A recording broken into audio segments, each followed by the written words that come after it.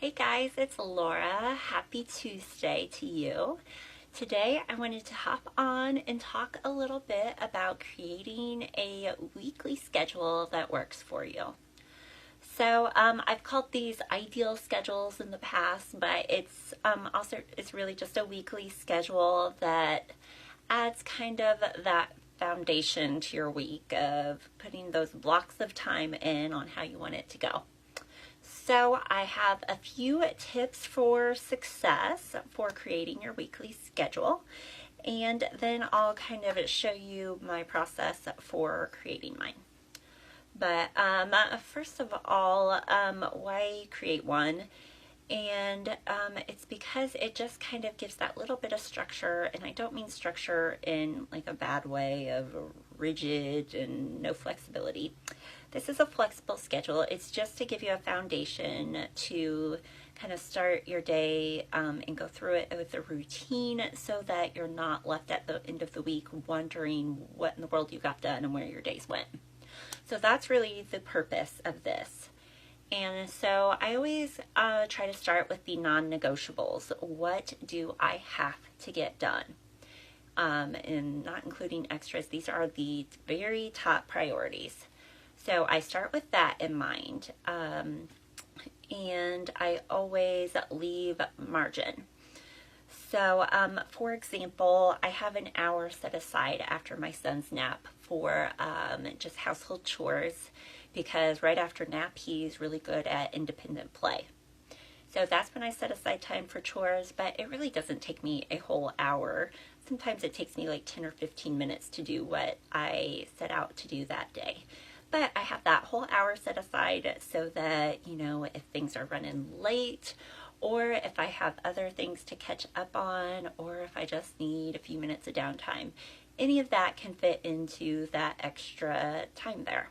So that's what I mean about leaving margin. And then finally, like I talked about, it's a flexible schedule, and flexibility really comes down to mindset and expectations. So if you have the mindset of, micromanaging every moment and be like, oh, it's 3:00, time for this.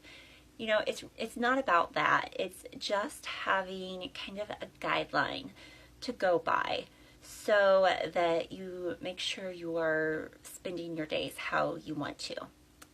And along those same lines, along with flexibility, is expectations.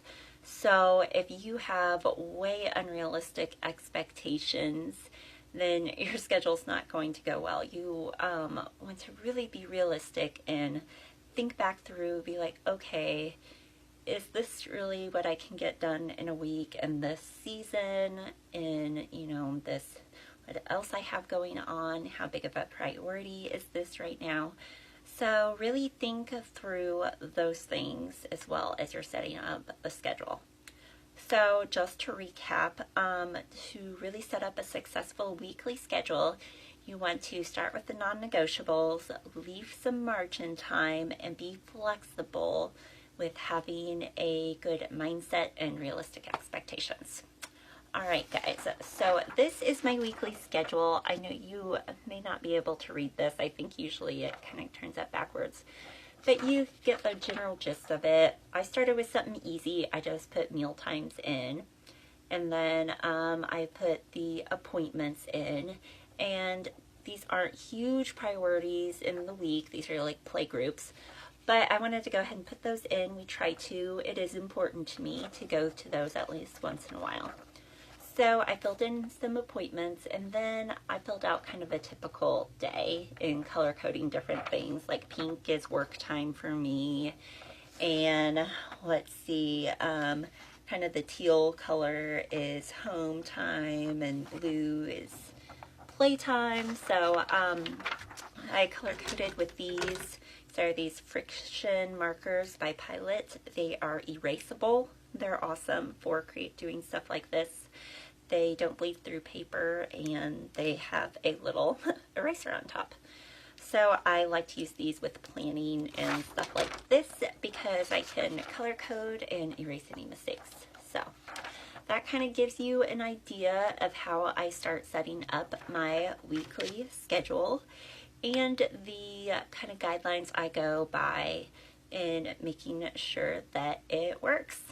All right, guys, if you have any questions at all, let me know. And if you're just hopping on the end, make sure to go back and watch from the beginning so you can get all of my favorite tips on creating a weekly schedule that works for you. All right, guys, have a great day, and I'll talk to you soon. Bye for now.